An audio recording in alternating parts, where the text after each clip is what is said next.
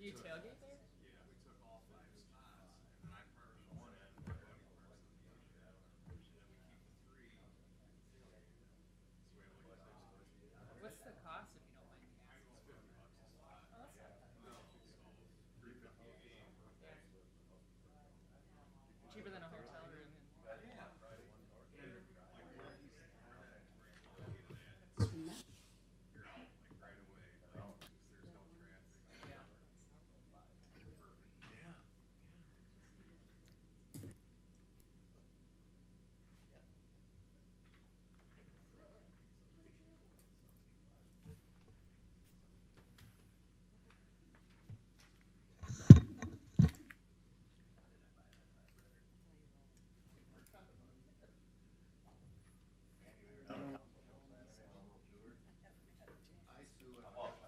Hi, how are you? Good. It's good. It's fun. Was it hot? Or did you No. get on the other side? I went on the downside of it, so I missed the hot days. Thank God. Yeah. We had a friend that started out and ended up quitting because he couldn't take the heat. Oh yeah. He's 76 years old. I said, but he bikes all the time. I mean, all the time. So why didn't you get one of the electric bikes just to do the uphills? He said, if I would have known it was going to be hot, I would have. Yeah. It's always hot. That's what You I have to told him, and he plan for knows that. that. This was a little bit hotter than normal. Yeah. I got on in Marshalltown to Independence, and then Independence to Dyersville, and then I got off in Dyersville because I didn't want to ride into the heat. Yeah, I don't blame you. Dubuque was too blustery that day. Oh, God. They weren't supposed to.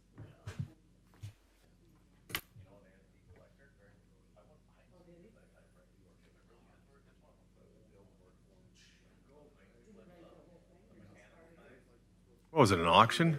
No, it was just sitting back there in the back room. I saw it. That's for sale. Everything's in here. I bought a record player. All this line. That's all. People if you got sentimental value, they don't.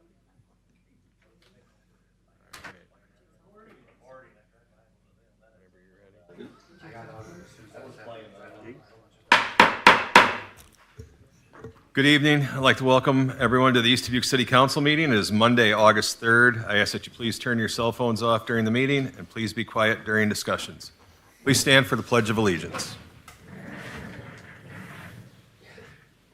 I pledge allegiance to the flag of the United States of America and to the republic for which it stands, one nation, under God, indivisible, with liberty and justice for all.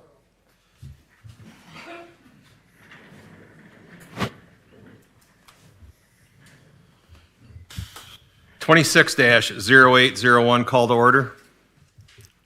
Bergmeyer, Here. Dagenhart. Here. Fleur. Here. Meyer. Roby. Here. Taylor. Here. Mayor Digman. Here. Attorney Hess. Here. 26-0802, staff reports, city manager report. Thank you, Mayor. So a lot of interest in when the bridge is going to open, and I can announce that I don't know. There are some. I met with DOT on their briefing call on Thursday. They hope to have a date this Thursday, but I know that there's other dates that are starting to move around. I think online it's the 12th was what was being talked about. I'm not saying the 12th because I didn't get that from DOT, but that is what folks are talking about out there. The Indian Hills project, we had hoped to be done by the end of July.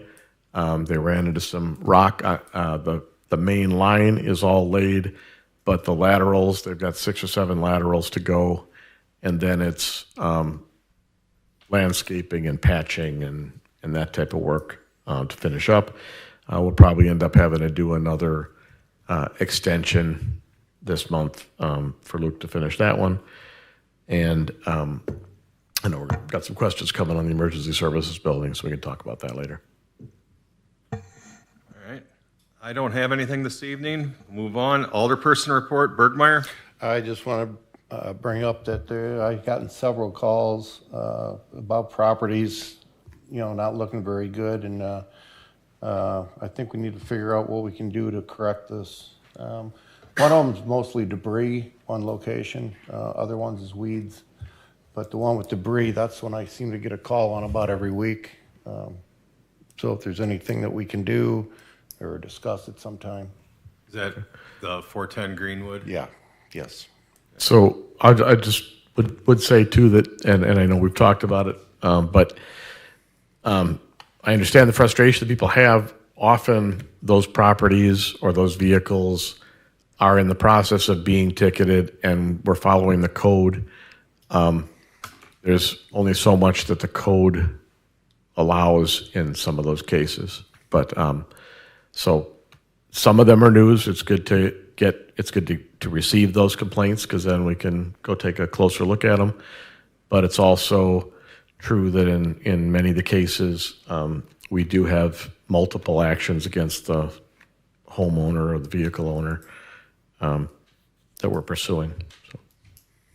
I have a question quick. So if our code doesn't cover it, or if it does cover it, and they're just coming down and paying their tickets all the time, is there anything in our code that says we can go further than that? So the process generally is the DACRA, the court meets once a month, so it's the better part of a month on average before the ticket is adjudicated. So in most cases, if it's something like junk or whatever, the judge doesn't want us to go and stack up a bunch of tickets that all come to one case. The judge wants to adjudicate. So what we're doing, we've implemented a policy which is new to us. In the past, people would there'd be a complaint, somebody write a ticket. A few months later, somebody write another ticket. Now we are scheduling. So when the first ticket's written, the appropriate date is put in the calendar to go back and review and, if necessary, write another ticket. In terms of the actions we have available, if places are abandoned, for instance, the place on Menominee we've had in the past, the Bochelle property in the past, we have gone in and, for instance, mowed the lawn and charged the person for it. And that's kind of a more extreme version of what we can do. If they pay the ticket, we've got a couple where they have paid the tickets, and that makes it hard to continue to pursue. But most of the ones that are a big problem also don't pay their ticket. And so the tickets get added charges when they're not paid, and it rolls. And when it reaches $1,000, I think, basically $1,000, then we can put a lien against their home, and then they're unable to sell their home without satisfying a lien or, do financing or anything. So we have gotten more active on that, and we are doing a more standard form to be able to place liens on these places. So that's been a new thing. I don't think that the placement of liens is in our code, but that hadn't been used in the past extensively, at least. And even some of the ones that had very large amounts, like the Bochelle house, that didn't have liens against them. So we are regularly ticketing. We are moving on to the next step of putting a lien. And in extreme cases, if Public Works has to go in and do something, mow, clean up garbage, whatever, we have done that. Those are kind of the tools we have. So if we write a ticket and they go to Warren, or they pay the fine, and then the next month they have another ticket, is it still at the lower price, or does it get kicked up a level? That's a good question. The tickets accelerate. Luke, you want to come up? The Yeah, he probably knows a little bit about that. the first, what is the progression on the tickets? So, unfortunately, the judge doesn't know unless it's a habitual offender, what it is right off the get-go. Is that the minimum fine is like $150, and then there's a court charge on top of that. I think it goes to $175 for the court fees. And if I write another citation, DACR already auto-populates the fine amount. It would be up to the judge to add or subtract the amount, but they can go up to $750. I have the ability to change the amount for when I write a citation. So if it gets to be habitual offense or an offender, then I would take over that property and see that it gets the appropriate fine, because it's just easier to pay the $165 than it is to pay somebody to come in and take the scrap out, cut your yard, and maintain it. So that's what unfortunately, that's how some of it is happening. It's just easier to come write the check for $160 or $165, and then next month they got a whole another month to wait. Maybe to get it clean, maybe not. So I can, with discretion. I mean, I'm not going to write a ticket for $750 on the second offense. I'd bump that up to $250, then $350, then $500 until it really starts hitting them in the pocketbook to say, hey, now it's worth cleaning my property up because I'm going to start getting these citations at such a high level of fine money. In addition to that, there are late fees on the tickets, correct? Yes.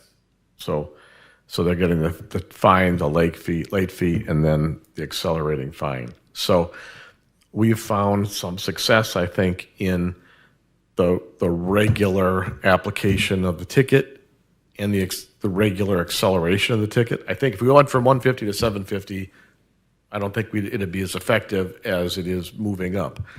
It does take a little bit of patience, but that's the way the code works. So, but you can accelerate the fine. To your question, that you can accelerate the fine even if they've paid the fine. So if our employees go in and clean up a property, what do we charge for that?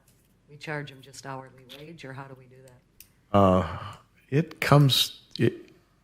It's pretty, I don't remember we haven't done it since Fochelle, I think, and the Menominee Park properties.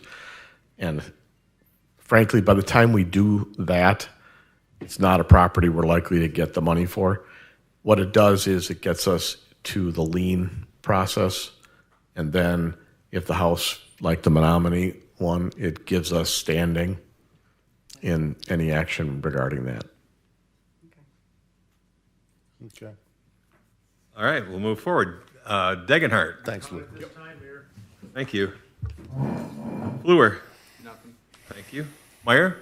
I had a couple people ask me on an update for the emergency services building. I had said I thought it was going to be completed sometime in September. Maybe I'm wrong, but they were also asking about sidewalks being done, cleaning that up, and garage doors and that putting in. It's kind of, are we being put on the back burner by the contractor, or have they been in touch with us and when they think that stuff's going to be completed, is what the question was.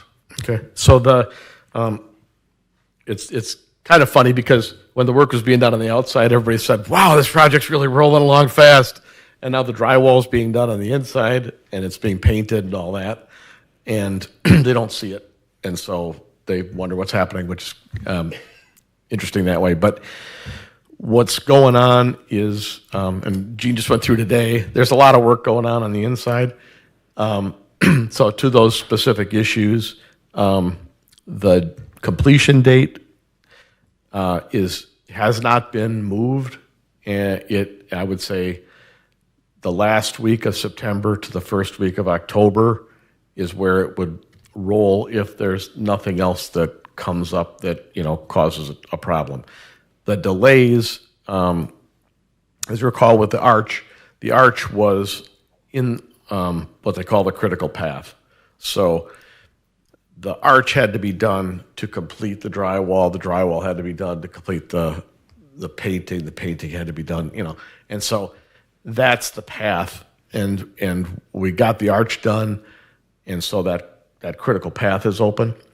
The main issues that are out there, there's an issue with the elevator installation, which doesn't have anything to do with our contractor. It has to do with people installing the elevator. And then the other one, frankly, we are having a heck of a time with NICOR. We have been trying to get NICOR out to hook up the building for almost 4 months. I stood out there in April after a couple months of trying to get them out there, for them to mark the spot through the doorways, and somebody might break a window. They don't paint until, they're done moving stuff, through and things like that. So the sidewalk, I think, would come under that sort of a category of, if you want your building to be beautiful when it's completed, you probably don't want skid loaders driving on it any more than you have to. The garage door, I have no idea. That's fine. Nope, thank you. All right, thank you. Roby? Yeah, I just had a phone call before I came down about, I think it's Sherwood Hill.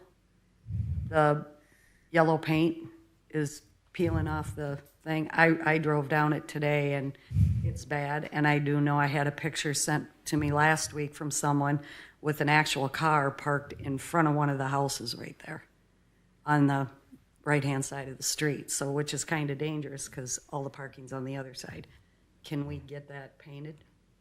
Tony, can we get that painted? Sure. Okay, thank you. That's all I have. Okay, thank you. Taylor? Nothing tonight. Thank you. City Attorney Hess? Door consumption, particularly people outside the city limits, and most of them are, mostly business. So I'm recommending this. We should be clear what our role is in this, because we are not approving each of the events that they have. We are approving their ability to have outdoor consumption within a confined space with insurance, et cetera. They can't have people under 21 without a parent and those kind of things. We have walked through with them, and I think they've been very reasonable in how they've gone about their end of the business. I think they've been, they were in the first movie night. There was a movie inappropriate for children. We thought, we contacted them. They changed the movie at our request when we reminded them that they had the commitment that they had made, and so they've kept to their commitment. I think it helps the business up there, and it fits with our code. So, Any questions or discussion? If not, we need a motion to approve. Second. Roll call. Dagenhart. Aye. Fleur. Aye. Meyer. Aye. Roby. Aye. Taylor. Aye. Bergmeyer. Aye. (26-0806) Discussion and possible action to approve IEPA 17-5984 payment in the amount of $28,541 for CFPS and Origin Design Grant Request Number 5. So this is Origin's oversight for the project in Indian Hills, and then the grant administration from CFPS. All this is covered by the grant for the unserved communities. And as we talked about earlier, the project, the main line is laid. The final laterals are going in, and then it's landscaping, concrete and asphalt patching and those kind of things, and then the project will be complete. How many laterals are we putting in? I want to say it's pushing 30, between 20 and 30, maybe 23, something like that. 23 is the number that pops into my head. Is that at city cost or? Their cost. Their cost. It's at the grant cost. Oh, it's- So it's free to the individual, covered by the grant. But then when they take the lateral, then they become our customers for the sewer. So the lateral's covered under the grant? I didn't. Yes, yes. Okay. Yeah, we don't have any cost except the phone calls that we have to take from So the people who only don't. thing we'll have left to pay after this is laterals? I'm sure there'll be another charge from, for the lateral. I don't know where we are with Temperley's billing. So that goes from Temperley to Origin, gets checked off, prevailing wage and all those kind of things, and then comes to us. So I don't know where we are in the process, but it's on budget, and the grant is sufficient to cover the entire cost. Find out where we're at, just out of my curiosity, and let me know. Sure. Thank you.